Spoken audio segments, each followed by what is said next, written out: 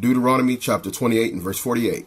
Therefore shalt thou serve thine enemies, which Yahweh shall send against thee, in hunger and in thirst and in nakedness and in want of all things, and he shall put a yoke of iron upon thy neck, until he have destroyed thee.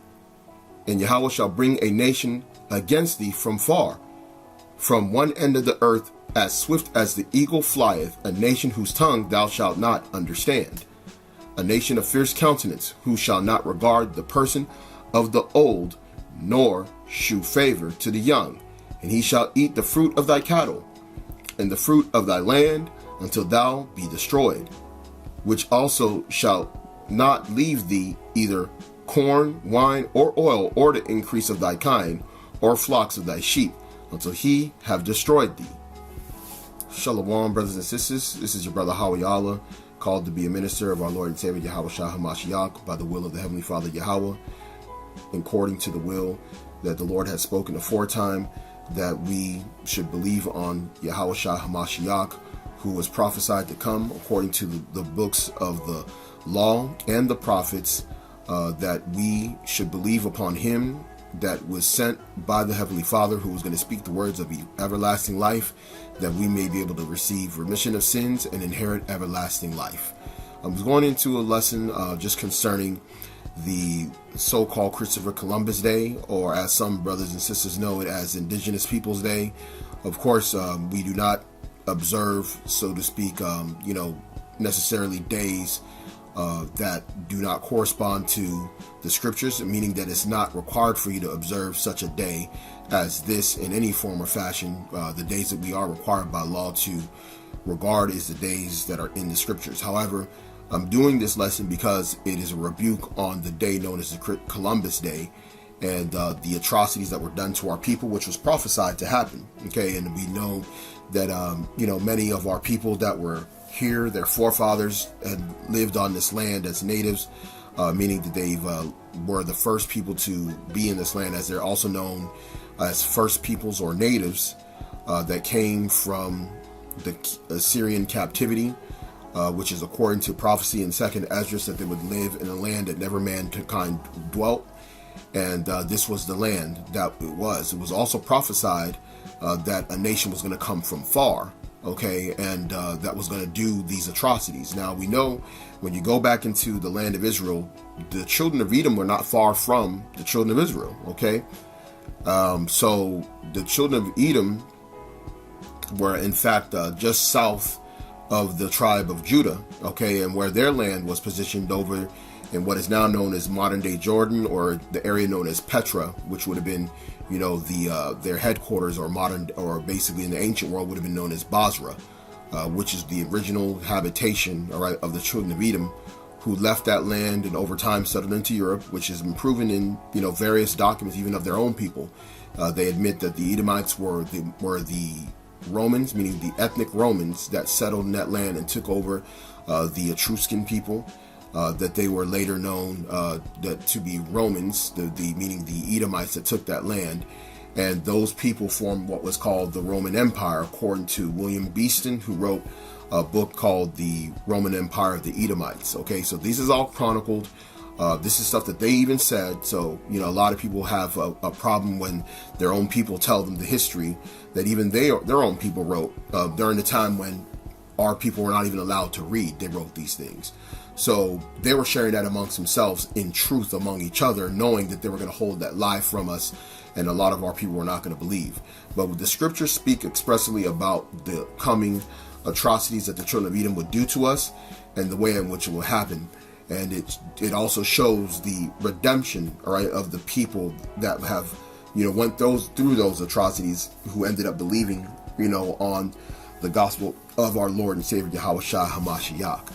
So what I'm going to do, we're going to go briefly. If you saw last week, we touched upon, the atrocities of Christianity against the children of Israel, as the reason why, Christianity as a religion, as it has been taught over the last 500 years, is finished, and why the truth of the gospel, the truth of the prophecies, is basically superseding, all those things and destroying, all lies. So going into, this particular part is kind of quickly. As you saw in the scripture, it says that the nation shall come against thee from far, as swift as the eagle flieth. Now, because we're talking about so-called Christopher Columbus, being that he was under the authority of the Spanish crown, we're going to kind of focus on the things that he did. As you know, we can go over a wide range of atrocities that was committed by other Edomites, whether they came under the banner of British, French, Dutch, Danish, Portuguese, German, etc., etc. It's actually so we could go into those things, but for the sake of this lesson, we're just going to focus on, this particular subject at hand, which is Christopher Columbus and things that he did, and later the Spanish crown also did, against the native people, which would have been the Northern Kingdom. And then later on, of course, the atrocities that were committed against, those that were taken captive, from West and Central Africa into captivity into this place, and also, of course, the Moors that were brought from Spain, Portugal to serve captivity over here as well, which is also documented. Now, you see here, this particular eagle that's in Spain is also known as their the national bird, which is known as the Spanish imperial eagle. And what does the word imperial mean? Imperial signifies an empire, okay? And that's why they call it the Spanish imperial eagle, because an empire goes and conquers other people. And this is their bird that represented them, okay? Even just the whole nation of Edom, they also, held the banner of the eagle, okay? When you look at Petra, which was the ancient Edom, they have their national bird carved into their cave, meaning, and what I mean by national bird, meaning it's their national mascot as a people. The Edomites, they represent themselves via the eagle. Same thing happened under the Roman Empire as well. Okay, so this is not something new. This is something that they've always done and they've taken a hold on to. In fact, in America, we know that if you look up the American bald eagle, here it is, all these different animals that are on this land, they make the eagle, all right, the exalted creature that they so look after, because it's swift, it's ferocious, and it's merciless, right, to whoever its prey is. And this is no different with these Edomites and what they've done to our people. So as we go on, I'm going to go into Christopher Columbus, okay, or the Columbus Day. Now, I'm going to show y'all something as well that I also had seen recently concerning this particular holiday, okay, which is basically a support of genocide, of basically of a satanic, mass murderer by the name of Christopher Columbus, who these Edomites hold in high regard. And even some of our people, celebrate this. They look up to Christopher Columbus as if he's some kind of a great man. And, it makes you wonder, what kind of captivity you would have to be under to celebrate a person who slaughtered your own people. But you still have people that are like that. And then you have people that, are descendants of the same type of people that Christopher Columbus was. And they're going to celebrate that as a victory, okay? Which will eventually become their shame. So as you see here, it says that Christopher Columbus is a national holiday in many countries of the Americas and elsewhere, which officially celebrates the anniversary of Christopher Columbus' arrival in the Americas, which was on October 12th, 1942, according to the Julian calendar at the time. Now, that's why they signify it, okay? Because these people, they kept journals on the day that they arrived in certain places, and this is the reason why they celebrate it. What they are celebrating is the beginning of many prophecies that would unfold and become ultimately the beginning of their end. Because as they did these things, they confirmed, prophecies, and they've also confirmed who they were according to scriptures, that they were the people that were prophesied to come against our own, okay, in the last days. And we're in the last days of the last days, and this information continues to come out. And as time has gone on, you've seen some Edomites that have even shunned celebrating of this because they know of the offense that it was that was done. And it's kind of too late, because the judgment is eventually going to come upon the children of those that did this and benefited from said atrocities. Now, as we go on, and this is something that I realized as I was just skimming through it. Well, I'm not going to go over the whole thing, but I'm just going to kind of show you something. It says here, the landing is celebrated as Columbus Day in the United States, but the name varies on international spectrum. In some Latin American countries, October 12th is known as Dia de la Raza. Okay, so Dia de la Raza is referring to La Raza as in the Spanish conquistador raza, right? Basically, the the race of people, which would be, these Edomites and their descendants. And, one of the things that's also lost in this is that a lot of people that are in these Latin American countries are indeed descendants, all right, of Spanish conquistadors. We cannot go without saying that, okay? And this is one of the reasons why we have to speak truth, okay, and be mindful, right, that there are people that live in these countries that have benefited, their descendants have benefited from these atrocities and the enslavement of our people, and they hold that in high regard, and they look forward to the continual oppression of our people that are in these lands, that are destitute, that have lost their land, that have been enslaved, that have been disenfranchised, and they push various doctrines that are very destructive to our people who hold the same identity as them, as being part of this special La Raza or race.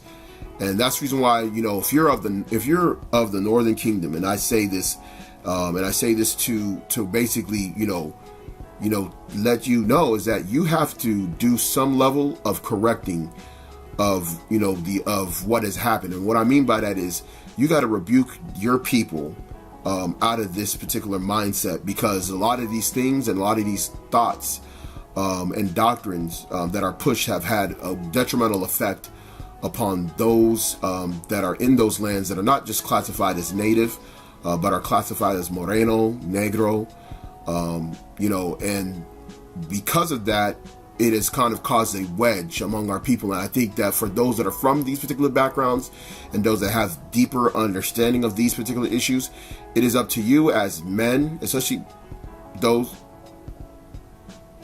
that are teachers, those that are, that are in this, that want to have our people be reconciled, both kingdoms, right? Northern and Southern Kingdom, or Israel and Judah. It is up to you to be a peacemaker and to bridge that difference, to extend that proverbial olive branch of peace and say that these things that have happened were wrong, and to rebuke these things. It cannot always be, brothers that are of the Northern Kingdom, so to speak, speaking on these things that have been done, because this wedge has even driven, to Babylon, okay, where we've had these issues between both sides, and I think that it's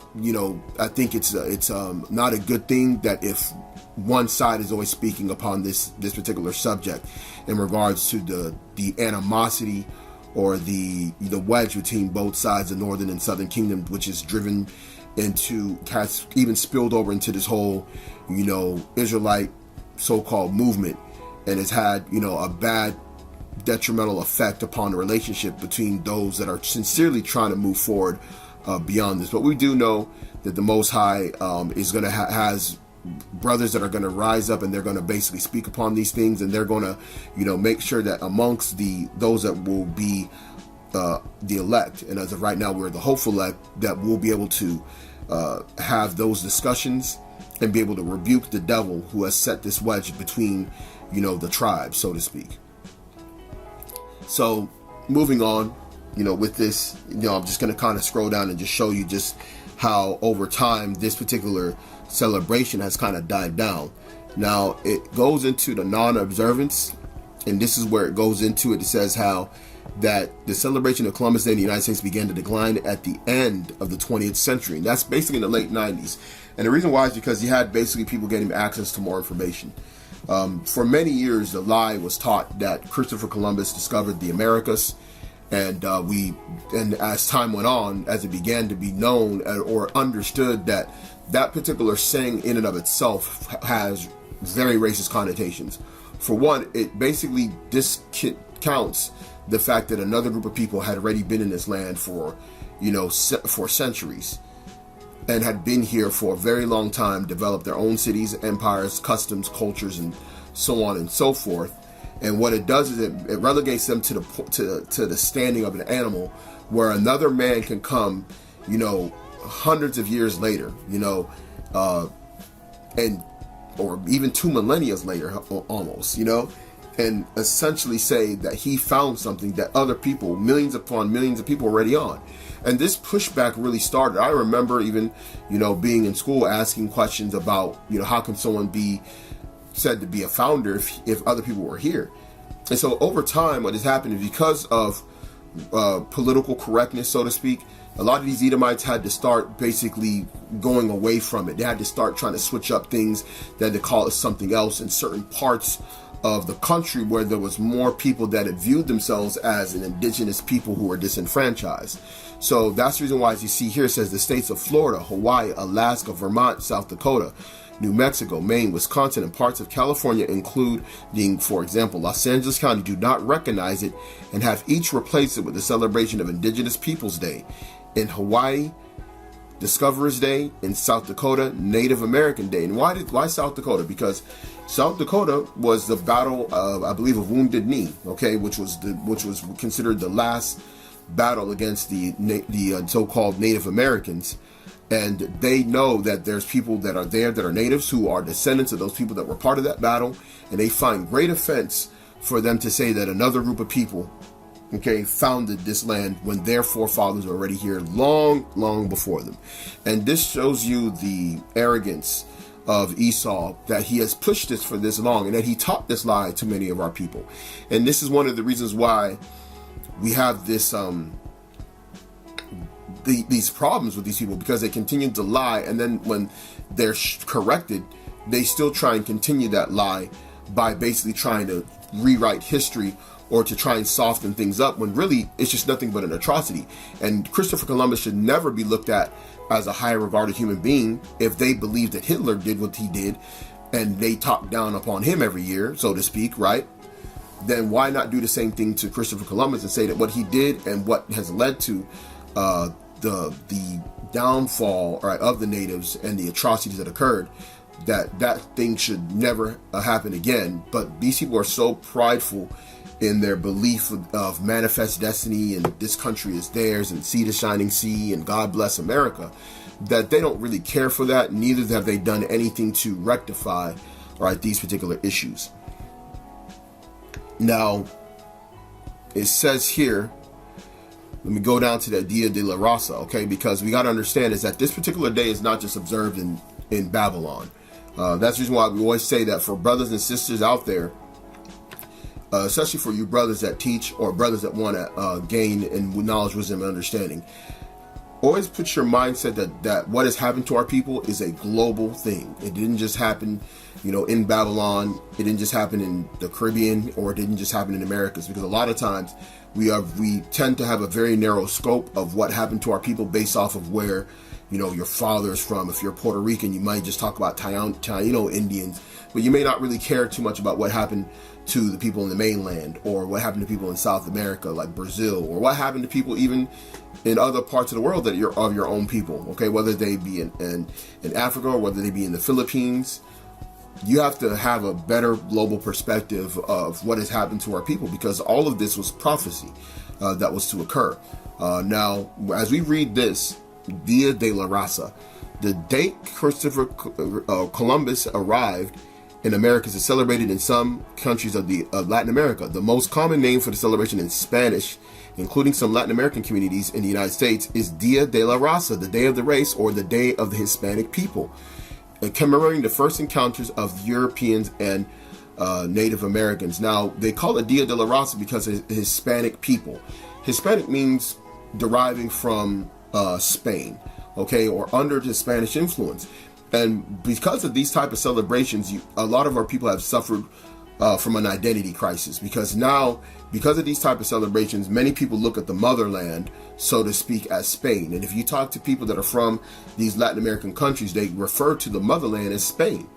Okay, and we're talking about even those that are of so-called native or so-called Moreno Negro descent from their father's side. They refer to it the same way. And this is part of the confusion of the identity crisis that has also led to a wedge, among, our people, okay, of both sides, meaning that these type of things are cultural brainwashing that makes people feel superior to another group of people because they value themselves as a set of people that really was their oppressor. Okay, and when someone identifies with the oppressor, that is a very dangerous thing when you're not. When you have an identity that you identify with the people that conquered your people, you are basically you are self-destructive. You are completely, utterly destroyed once you get to that level. And then that's what the scriptures is designed to do. The word of the Lord is designed to remove you from that captive mind and to remove yourself out of these particular nuances and, colloquialisms and mottos and slogans such as Dia de la Raza, and celebrating these things and looking at guys like Christopher Columbus and these other wicked men as a sign of the arrival of this group of people known as Hispanic, okay, which there's no such thing as a Hispanic. There is really no such thing. There's no such thing as a Latino. These particular groups and identities did not exist prior to colonialism. Okay, back in 1400, the group Hispanic people on this side of the world did not exist. So what is your origin of your people if you're a descendant of the natives of that land? You're descendant of the people of Israel, okay, according to prophecy, according to even historical secular documentation, okay, that the explorers themselves wrote about when they came here. They said the exact same thing, okay, and this cannot be refuted from a secular standpoint when you look at those things, how much more even, of course, biblical prophecies that occurred concerning this. Now, as we go on, it's going to say the day was first celebrated in Argentina, okay, which is known to be a heavily, racist place where a lot of even Nazis even settled in, after World War II, okay, to give you an idea of just the type of place it is. And Argentina also conspired to kill all the so-called Afro-Argentinians in various wars that were happening in South America, to where they decimated, almost practically eradicated the population of our people that were enslaved in Argentina, that were of, so-called Negro, as what people call in this world, descent, but they were pretty much of, primarily, which would have been known as the Southern Kingdom or the Kingdom of Judah. They would have been those people, or, and then of course we know that the natives also were joined together in captivity with them as well in Latin America, okay, which is also well documented, okay, because a lot of people say, when were the natives in captivity? When were they put in slavery? When you read the history, it tells you that they were put in slavery for about a good, 100 years before, in some of these places, before they even brought, other people over, our descendants that were brought on so-called slave ships from West and Central Africa, okay, that fulfilled other prophecies, okay. Now, as we see here, it says that in Venezuela and Colombia in 1921, Chile in 1922, and Mexico was first celebrated under this title in 2002, when it was changed to the Dia of the Indigenous Resistance. Okay, so they coined it a different term because I guess you can say that there was maybe some people that were more conscious and wanted to push for something a little bit different, but they commemorating that as a day of resistance, meaning that's the day that the indigenous began to resist the influence of those Spanish Edomites, so to speak. All right, so it says, originally conceived of as a celebration of Hispanic influence in the Americas, as evidenced by the contemporary celebrations in Spain and Latin America. So the fact is that they celebrate this in Spain as well. Okay, so they commemorate this in Spain. So how are you commemorating something in Spain as you would in Latin America, unless you are down with the oppressive acts of such a man as Columbus, okay, and his men? So it says here, Dia de la Raza has come to be seen by nationalist activists throughout Latin America as a counter to Columbus Day, okay? So they try to flip it, but if you look at those dates of when those were created, and the fact that it's also celebrated in Spain, this lets you know that this particular understanding of it being celebrated in Spain is the same way that they're celebrating in Latin America, okay? So don't let these people fool you that say that they celebrate Dia de la Raza as a resistance towards Spain. No, these people are commemorating their own downfall. They're not looking at it from a resistance standpoint, okay? The ones that celebrate that version, okay? And we have days that we celebrate in the scriptures where we overcame resistance, all right, overcame our oppressors. We have various days. We have Exodus, we have Purim, Okay, we have the Feast of Lights, okay, also known as like the Feast of Dedication. Those are the ones that we are to celebrate that commemorates us overcoming, all right, our oppressors, or to observe of overcoming our oppressors. And these are the type of holidays that they use to confuse our people. And if you tell our people, hey, you don't need to celebrate Indigenous Peoples Days, you actually have 3 days, you actually have other high holy days that you could celebrate that are the same thing that goes back to your people Israel. And a lot of them would rather commemorate this than those days, okay? So I'm not going to go into the different days of how they celebrate it in these different places or different countries, but you can go ahead and read this as well. I'm going to have to go ahead and move on into just showing you Christopher Columbus. And basically, this is the guy, this is the murderer, this is the genocidal maniac, all right, that started, basically all the madness. This is here in Babylon. The Most High, raised up an oppressor, an enemy that was against us from far. And he used this guy as the guy that was going to really kick a lot of this stuff off, okay? And he did this under the authority of the Spanish crown. And this is the guy who they want you to celebrate, man. This is what they want our people to commemorate. Okay? And, when you go through this and you go through some of the accounts of what he saw and then what he did with his men, it's just, it's a horror movie, man. And the guy who wrote it was a guy by the name of Bartholomew de las Casas, okay? Which this particular guy was a witness of the atrocities. And he wrote a book about it. I highly recommend you brothers look him up and get his book concerning these atrocities. It's eye-opening, it's gut-wrenching, it's depressing, but it's something that you have to know as a people, so you never ever sit here and feel comfortable with these people as being your friends. These people are nothing more than your mortal enemies. They are literally manifested acts of Satan. That cannot be ever forgiven, ever. Okay, it will never be forgiven forever. What they've done to us. Okay, so it says here that he was a 16th century Spanish landowner, friar, priest, bishop, famed as historian and social reformer. He arrived in Hispaniola as a layman, then became a deacon or Dominican friar and priest. He was appointed as the first resident bishop of Chiapas, okay, which is over there in Mexico, and the first officially appointed protector of the Indians, okay, which was a doctrine that they created under the Spanish crown, that they were not going to continue to mistreat the so-called Indians, as they called them, which they didn't. They just wrote that as a document that they weren't going to do these same atrocities as they were doing, and then they were going to stop it, and they were going to try and basically,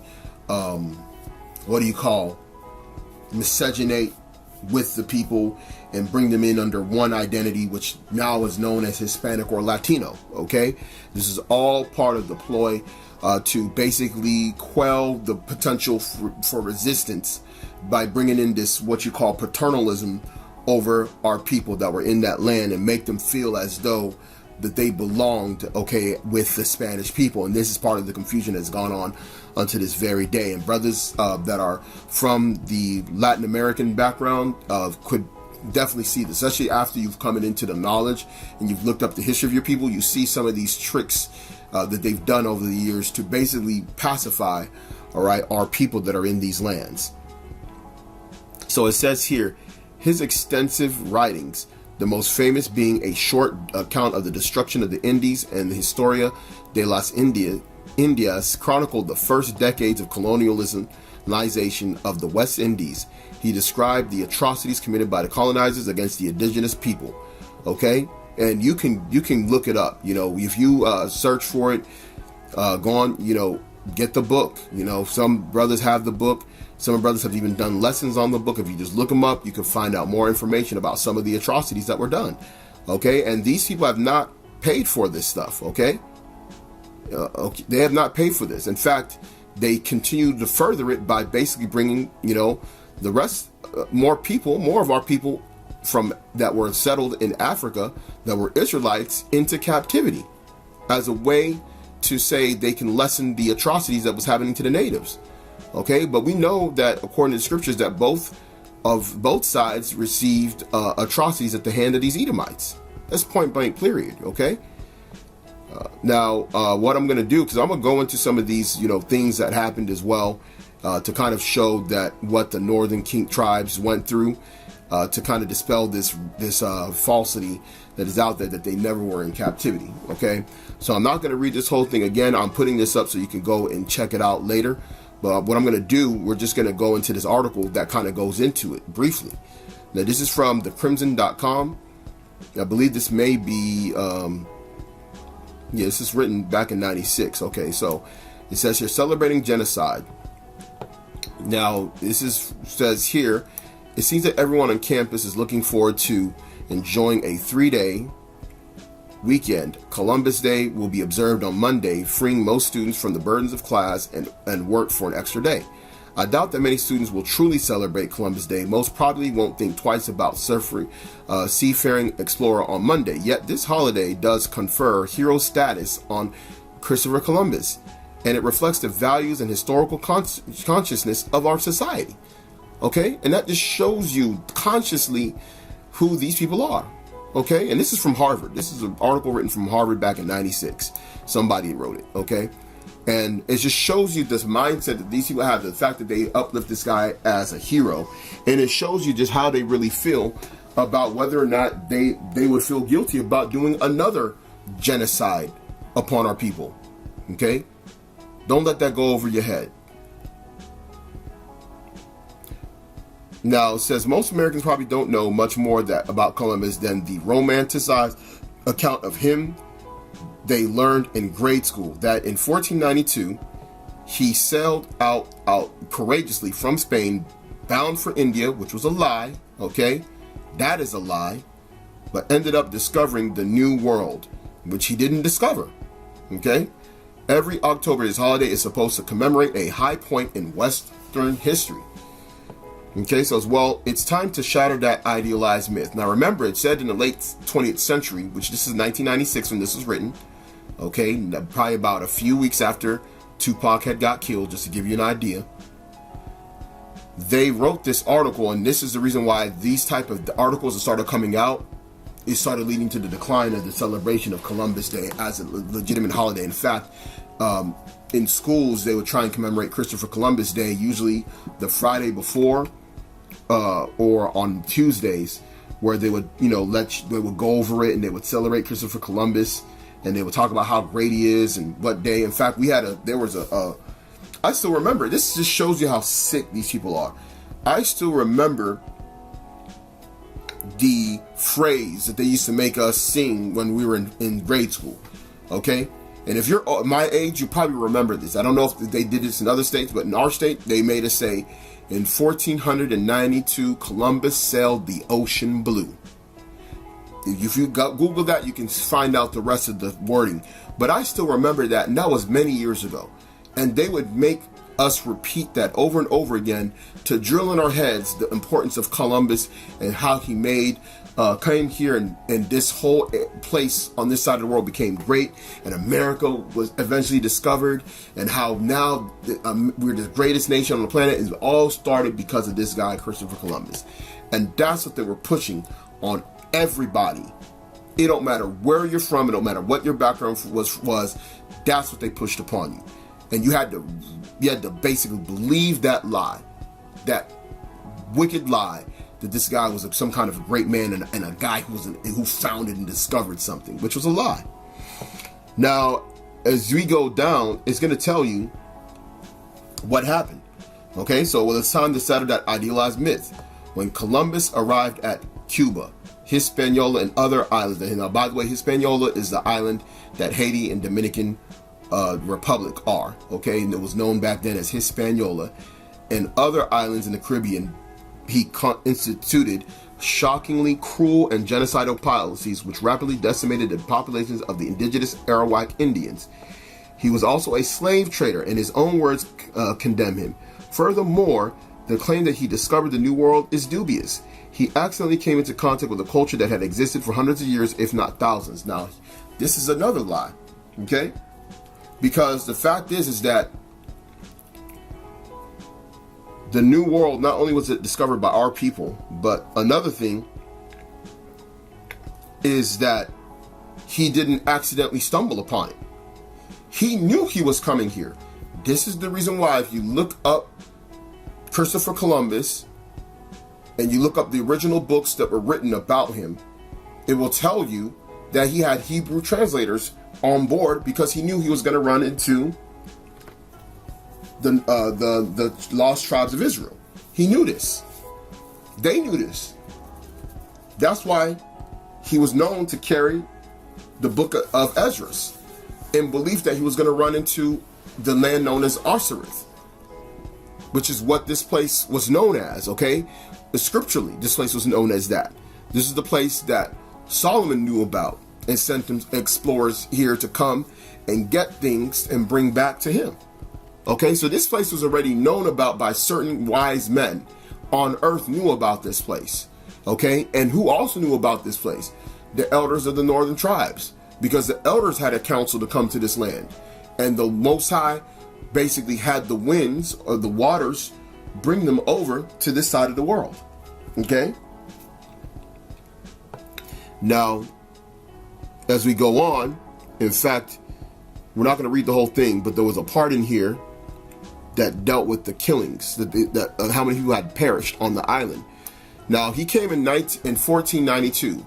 It says here that by 1515 on Hispaniola alone, just the island that is known to hold Haiti and Dominican Republic, on that island alone, war and slavery had killed 200,000 Arawaks, or 80% of the original population by conservative estimates. Eventually, all of the natives were wiped out, which they weren't all completely wiped out. Okay, they were known to have basically tried to hide in some of the mountainous regions, and they were kind of left there to kind of fend for themselves away from where the Spanish had controlled, okay? And it wasn't worth it for many of the Spanish. These were people known as the Maroons, the runaway so-called slaves and the natives that have set up their own what was known as Maroon colonies in some of these places. So there's a lie to say that the Northern Kingdom was completely, utterly wiped out. They were decimated, but they were not completely, utterly destroyed on that island. And there were some people that are indeed descendants of natives that were on that land. And if you go to some of these places, there was parts and areas where they settled on more than others. In fact, in the island of Hispaniola, the area that was known, that ended up becoming the Dominican Republic, that was the side that the natives moved to more than on the French side. Because as the French went to war and took over that side that became as Haiti, they pretty much had decimated on that side of the island the native population, to the point where they had to always bring in new people that were enslaved of our people, and they were being worked to death. Many people weren't even seeing the age of 30 when you look up the history of Haiti and how brutal the captivity was in the island of Haiti. That's why it was also known as hell. Okay, there was a nickname for Haiti known as hell, meaning that it was hell. It was basically torment. Okay, it was torment that was happening to the people of wicked high level proportions, and that's what it was also known as. Okay, because the captivity and the slavery there was just so brutal and just devilish, demonic, okay, so to speak, torturous. Now, as you go on, it tells you eventually all the natives were wiped out, which I dispelled, which can be, if you look it up, it wasn't true that they were all wiped out completely. Harvard historian Samuel Eliot Morrison has written that the cruel policy initiated by Columbus and pursued by his successors resulted in complete genocide. It says, every time we observe Columbus Day, we pay homage to this genocidal madman. Fortunately, his bloody, forgotten legacy has begun to surface lately. This is in 96. This shows y'all, brothers and sisters, for you younger brothers and sisters, this shows you just how important this internet coming about. Okay, this shows you how important this internet has now exposed more things, because a lot of this stuff wasn't even really discussed. People just ran with the lie, so to speak, to where there's still people that are waning away and getting away from that mindset. Okay, so it's one of these things, man. It's one of these things where you're just like, man, I'm telling you, when you see this, you're like, you realize just how much things has changed, and how the scriptures in Daniel, how it says that knowledge shall increase, and that's very true. So let's go ahead and kind of go on, with this one. We're going to go just briefly look at this as the Spanish colonization of the Americas. When you go into it, it just tells you the atrocities, right? The forced conversions, which we went into last week, about how many people had died, okay? And how these people immigrated here in large numbers. We got to remember, man, that there are indeed people that are descendants, all right, of the Spaniards, okay? And that's something that we have to, keep a buck about, okay? When it comes to these lands, because not everybody that's on these lands are Israelites, okay? And you have to remember that when talking to people or even preaching to people, you have to have that in the back of your mind and understand, just because somebody's coming from a Latin American country or Spanish-speaking country, it doesn't automatically classify them as an Israelite, okay? We got to get off that simplicity and start moving towards preaching faith in Yahweh Shai to get the elect, okay? But we also must understand the history behind what happened in these lands, and be very much aware that these Spanish so-called settlers or invaders did not just disappear off the face of the earth. They had descendants, they had babies, they had children, okay? They still hold sway and power in all these Latin American countries, okay? If you go to the upper class parts of these countries, you're going to see nothing but pretty much people that look like they came straight from Spain, okay? And they look like that for a reason. Now, that doesn't mean because somebody looks like they came from Spain that they can't be an Israelite, because you have so-called, relations or that have happened over time that has led to people looking a certain way. So we're not one of those people that judge by outward appearance, but we judge the heart. And how you do that is when you bring some of these things up and you say that these atrocities happen. Hey, those are going to be people out there. They're going to basically say they don't care, they don't have no remorse about it, yada yada yada. The scriptures tell you that the elect, that the people that believe in the Lord are going to be those that are against oppression, okay, and that they're going to take a stand and plead the cause, right, of the poor, so to speak, right, and those that have been victims, right, of atrocities such as this, okay. So it says it's estimated. We'll just skip down here. It is estimated during the colonial period in 1492 and 1832, a total of 1.86 million Spaniards settled in the Americas, and a further 3.5 migrated, okay, or immigrated during the post-colonial era, okay, because you had more after the post-colonial era because they wanted to take over completely. There was too many natives, or so-called Negroes or Morenos, as they would call it, that were in the land, and that's why when the colonialism had so-called ended, meaning the influence of the Spanish crown directly had basically been removed, they decided to what? Blancamiento, meaning whiten the race. And they had all these different propagandas of how they were going to be able to advance the race, mejor la raza, meaning better the race. Okay, and these particular doctrines are still prevalent today amongst, so-called Latinos or people of Hispanic background, so to speak.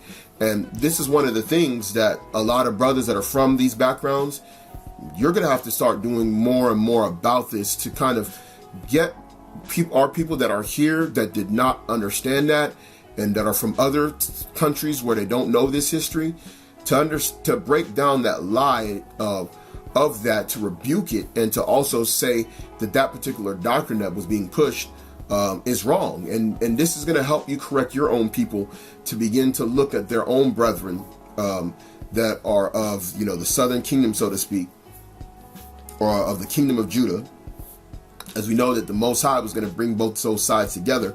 And that's what's happening right now. Regardless, that's happening. But you want to be knowledgeable of how you can break those particular, barriers that have been put up through these series of captivities and this dividing of our people by culture and language that has happened has made us appear strangers to one another, when we're indeed, of our people, we're brethren, so to speak. So that's the truth of the reality of, why these things are important that we go into in these days. Okay. Now, it says here, by contrast, the indigenous population plummeted, which if you go here, it's going to go into that which we did, indigenous people of the Americas. You can read that in your own time, but it's going to go into what happened. It says by an estimated 80% in the first century and a half following Columbus's voyage, primarily through the spread of Afro-Eurasian diseases, which, these guys, they always try and make it seem like that was the only way that they got decimated, when they know that there was violence. They even documented, they drew pictures, bro. These people drew pictures. Bartholomew de las Casas, he was there. He saw it go down. He wrote about it. He wrote a whole book about the atrocities that he saw. So he didn't just say that people died of disease. He made it known that violence was the main tool that was used to decimate the people. Okay? Now, if we go here, it says one source claims the Spanish conquest was responsible for 1,400,000 to 2,300,000 deaths, explicitly excludes the tens of millions of deaths from New World diseases, which they always try and run to the disease is the only thing that decimated. But it was a variety of factors, but also including violence, starvation, removing of your cattle, of your produce, so to speak, which is actually in the prophecies, by the way, that another people will take the increase of thy kind, thy cattle, right, thy corn, thy wine, thy oil, and you should not enjoy it. That's what they did. Okay? So it says here that we're killed by what is called democide, which means government-caused murder. Okay? Democide is exactly what these Edomites they specialize in. They specialize in committing government-sponsored terrorism or genocide. Okay, it is no different than some of the policies that occurred under Stalin, under Hitler. Okay, which Hitler situation was over exaggerated, but that's a situation for another time, because it is damn near illegal to talk about those particular things. But if brothers want to know more about that, that's something you have to catch offline, because these people, they go around anything that you try and dispel concerning, concentration camps in World War II and Nazism. These people, they try and, act all crazy, if you know what I mean. You know what I'm saying? And they try and get you off the air, so to speak. So, if you look deep enough, you can find that type of information that dispels some of those, lies about what really happened.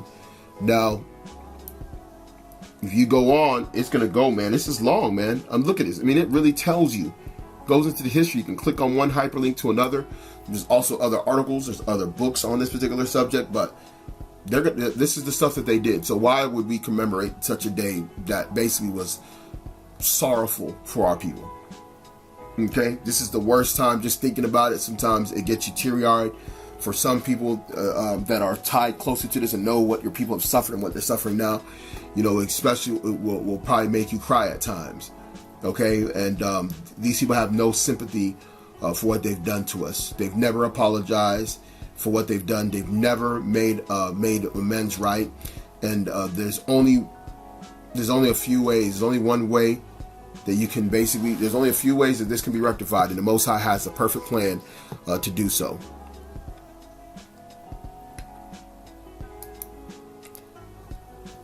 So, this is Daniel, okay, the book of Daniel, where a lot of prophecies have come forth and understood out of this book. This is Daniel chapter 9 and verse 9. To the Lord our God belong mercies and forgiveness, though we have rebelled against him. Because that's the reason why this happened to us as a people. We have to remember that, all right, that this happened because our forefathers, rebelled, okay, against the Lord. You know what I'm saying? So, and we have borne, the brunt of the punishment as a people. All right. So you had people that were born later after the arrival of Christopher Columbus. They went through punishments. You had babies that were born that were fed to dogs. You had people that were mining, gold in mines, and when they didn't come with a certain amount, they had their hands chopped off. They weren't around when Christopher Columbus arrived. They were just, born in a time, right, of great persecution and oppression. All right, that they probably didn't understand why it was happening. And it is up to us to let it be known why this happened. Verse 10, neither have we obeyed the voice of Yahweh our God to walk in his laws, which he set before us by his servants the prophets. Yea, all Israel have transgressed thy law, even by departing, that they might not obey thy voice. Therefore the curse is poured upon us. Okay, which we were just reading about in Deuteronomy 28. The curse is poured upon us, and the oath that is written in the law of Moses, the servant of Yahweh, right? Which we were reading out of in Deuteronomy 28. That is the law, considered the law of Moses, because we have sinned against him. And he hath confirmed his words which he spake against us, and against our judges that judged us, by bringing upon us a great evil. For under the whole heaven hath been done upon Jerusalem. Okay, so as it been done upon Jerusalem, on the city of peace. Here it is, we were a peaceful people. Even Christopher Columbus wrote that. But what did he do? He brought mass violence, okay, against our people. Now, I'm going to go into this because, we talk about the atrocities like we did last week and this week, but this is the reason why this is in the law, man. You can't do these things and think you're going to get away with it. You just can't. Okay?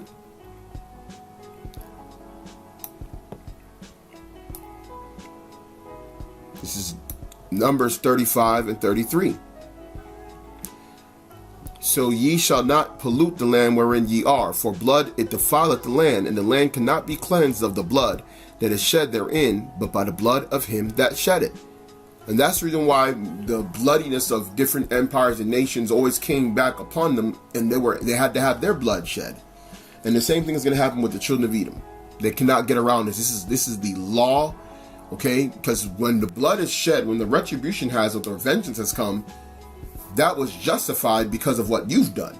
Therefore, it is not sin. It is just simply poetic justice at that point. Let's go to Obadiah, verse 8. Shall I not in that day, said Yahweh, even destroy the wise men out of Edom, and understanding out of the mount of Esau, which he's doing? And thy mighty men, O Timan, shall be dismayed to the end that every one of the mount of Esau may be cut off by slaughter, which is going to happen. For thy violence against thy brother Jacob, shame shall cover thee, and thou shalt be cut off forever. Because in this article, that's what's happening when you read. This is from Harvard. Back in 96, this person wrote, they don't want to let you know who wrote this, but you have a lot of Edomites that in these times are basically, feeling shame about these atrocities. They're feeling sorry about it. They're beginning to see that this stuff, this is wrong, but these same Edomites still cannot muster up that there needs to be an apology, there needs to be retribution, reparation, restitution, that there needs to be people that need to be held accountable for this. And basically put in prison. They need to have their wealth taken away. You got people out here whose wealth was built upon these atrocities. Okay? And that's why the more and more we bring this up, the more and more shame covers these people. Okay? And those of them that are prideful, that don't want to admit it, shame will cover them then. Okay? When their kingdom comes down, and when there's a yoke of iron around their neck, as ours was, that's when they're going to feel shamed.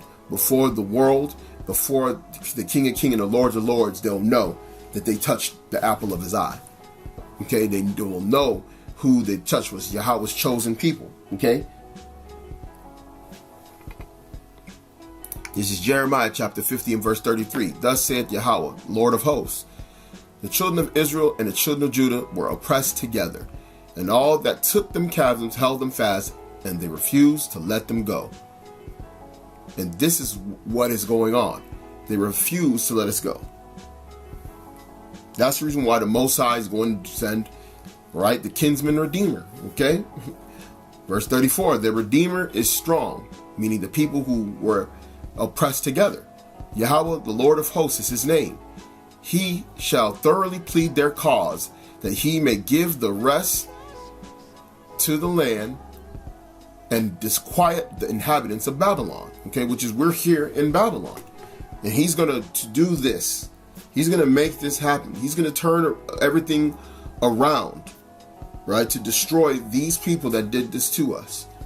All right, beginning here in Babylon, known as America, all right, the United States, the USA, whatever you want to call it. But at the end of the day, it's going to fall, according to prophecy. Now, this is Amos chapter 1 and verse 11.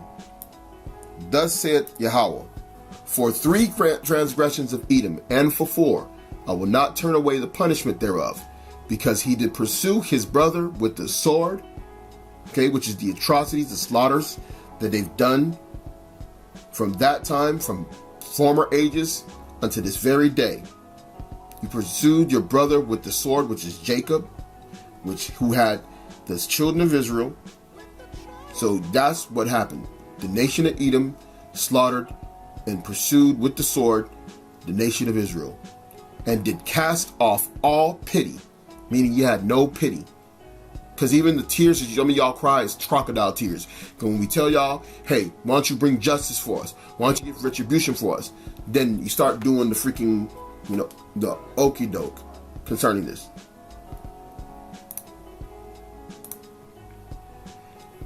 Okay, and continue on. And his anger did tear perpetually. So his anger, these people are angry at us. These people, when you do stuff like this, you have a certain level of anger that is perpetual. You just can't let it go. Here it is, all these atrocities. You don't think for 1 second that one day it's going to turn around on you. You can't sit here and think, man, karma is a mug. Even from your own standpoint, you know certain things, what goes up must come down, that every action equals equal and opposite reaction. All these things that you know and all these science and technologies that you apply to, somehow, some way, you're not able to attribute it to your own actions against another people. And he kept his wrath forever. Meaning he never let it go. These Edomites probably be dead and they still be freaking angry. You know what I'm saying? They still be angry at Jacob. Oh, I hate him. These people, man, you can't stop these people, man. This is an energy that is unlike anybody's ever seen on the earth. Is the hatred that Esau has for Jacob. That's the reason why we have this that the saints is eagerly so waiting for. Revelation chapter 13 and verse 9. If any man hath an ear, let him hear. He that leadeth into captivity shall go into captivity. He that killeth with the sword must be killed with the sword. Here is the patience and the faith of the saints. Now, as we go on, I'm going to read the whole Baruch chapter 4 because it's basically, summarizes all the stuff that has happened to us by the hands of these Edomites, and it just gives you a glimmer, of hope to come, in the near future of, our redemption. So, this is the book of Baruch. This is in the book of the Apocrypha. It says here, this is the book of the commandments of God, and the law that endureth forever. All they that keep it shall come to life, but such as leave it shall die. Turn thee, O Jacob, and take hold of it. Walk in the presence of the light thereof, that thou mayest be illuminated. Give not thine honor to another, nor the things that are profitable unto thee to a strange nation, okay, such as Esau, Edom. There's no reason why we should try and give our blessing that is under the new covenant to a strange nation such as the nation of Edom. This is the warning that is within this particular book. You have to understand and think deeply about what this is saying. Verse 4, okay? O Israel, happy are we, for things that are pleasing to God are made known to us, unto us. That's why we have the understanding as a people, not these other nations, not an Edomite, not Vocabulon, not Adam, Coleman, and all these other guys that are out here trying to stand up against our salvation, all right, as enemies that they are, as they've shown to be historically. And guys like this will never go out and fully out apologize and go and try and create a referendum to basically find a way to give back the things that were taken away from us, to deliver justice. They can't do it because they have a hatred for you. Verse 5. But nonetheless, be of good cheer, my people, the memorial of Israel. Ye were sold to the nations, not for your destruction, but because you moved Yahweh to wrath. Ye were delivered unto the enemies. For ye provoked him that made you by sacrificing unto devils, and not to Yahweh. Ye have forgotten the everlasting power that brought you up, and ye have grieved Jerusalem that nursed you. For when she saw the wrath of Yahweh coming upon you, she said, Hearken, O ye that dwell about Zion. Yahweh hath brought upon me great mourning, for I saw the captivity of my sons and daughters, which the everlasting brought upon them. With joy did I nourish them, but sent them away with weeping and mourning. Let no man rejoice over thee, a widow, forsaken of many, who for the sins of my children am left desolate, because they departed from the law of Yahweh. They knew not his statutes, nor walked in the ways of his commandments, nor trod in the paths of discipline in his righteousness. Let them that dwell about Zion come, and remember ye the captivity of my sons and daughters, which the everlasting hath brought upon them. For he hath brought a nation upon them from far, a shameless nation and of a strange language, who neither reverence old or pitied child. Okay? And that's the same thing that we read in the book of Deuteronomy. And it is also the same nation that we also are talking about, the nation of Edom. Okay? Because it's talking about a singular nation. Is letting you know that there was one particular nation out of all the nations that were created that stuck out. And this is a nation that you have to have an unction and understanding for. When you read this, you can see it. Okay, even if you're in other parts of the world, they even see this. When they look at their history and they look at why they are Israelites, when they look in whether they're in Africa, whether they're in the Middle East, whether they're in Europe, whether they're in Asia, when they look at the history and they see the reason why we're in the position we're in, you can always pinpoint to this particular group of people as the spearhead of this. Okay? Verse 16, these have carried away the dear beloved children of the widow, and left her that was alone desolate without daughters. But what can I help you?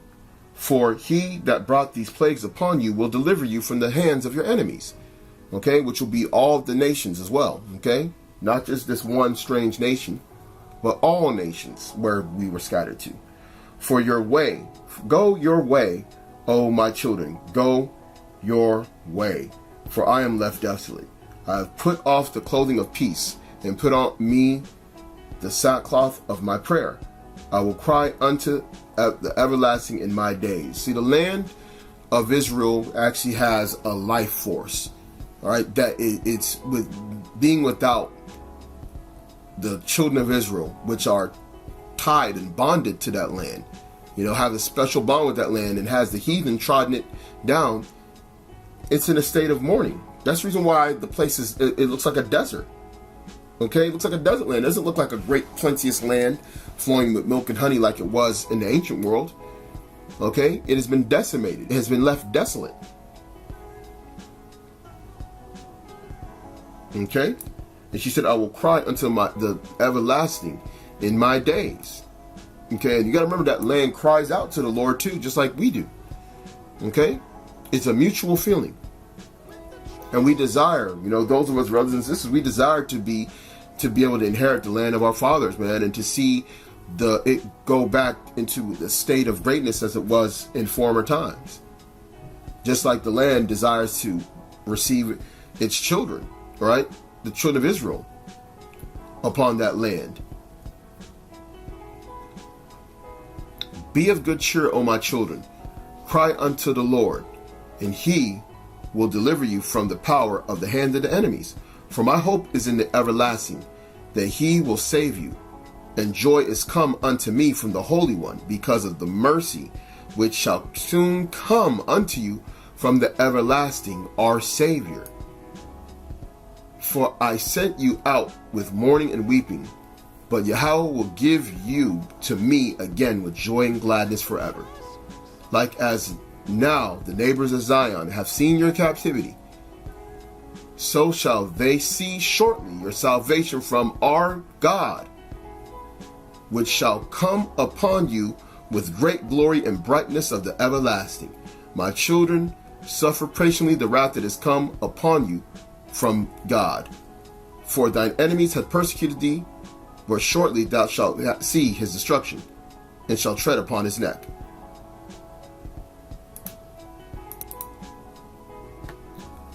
My delicate ones have gone rough ways, and were taken away as a flock caught of the enemies. Be of good comfort, O my children, and cry unto God, for ye shall be remembered of him that brought these things upon you. For as it was your mind to go astray from God, so being returned, seek him 10 times more. For he that hath brought these plagues upon you shall bring your everlasting joy with your salvation. Take a good heart, O Jerusalem, for he that gave thee that name will comfort thee. Miserable are they that afflicted thee, and rejoice at thy fall. Miserable are the cities which thy children served. Miserable is she that received thy sons, for as she rejoiced at thy ruin, and was glad at thy fall, so shall she be grieved for her own desolation. For I will take away the rejoicing of her great multitude, and her pride shall be turned into mourning. For fire shall come upon her from the everlasting. Who's the her? Okay, who's the her? If you know, you know. Okay, who is the her that's going to receive the fire from the everlasting? Long to endure, and shall be inhabited of devils for a great time. O Jerusalem, look about thee toward the east. Interesting. We have to look towards the east. And behold the joy that cometh unto thee from Yahweh. Lo, thy sons come, whom thou sentest away. They came gathered together from the east to the west by the word of the Holy One, rejoicing in the glory of Yahweh. So hopefully, that was an inspiring, chapter for y'all. This is something that, you definitely want to read in these times.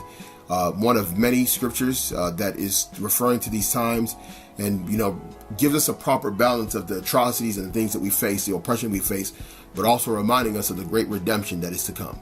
So hopefully this is edifying, and again, I want to give all praise and glory to Yahweh Ba'Shem Yahweh Shai. Peace and blessings and grace and mercy, of course, be abound. Knowledge, wisdom, understanding be abound even further in great understanding and great strength. All right, and may the love of Yahushua HaMashiach that surpasseth all knowledge be upon you. Shalom.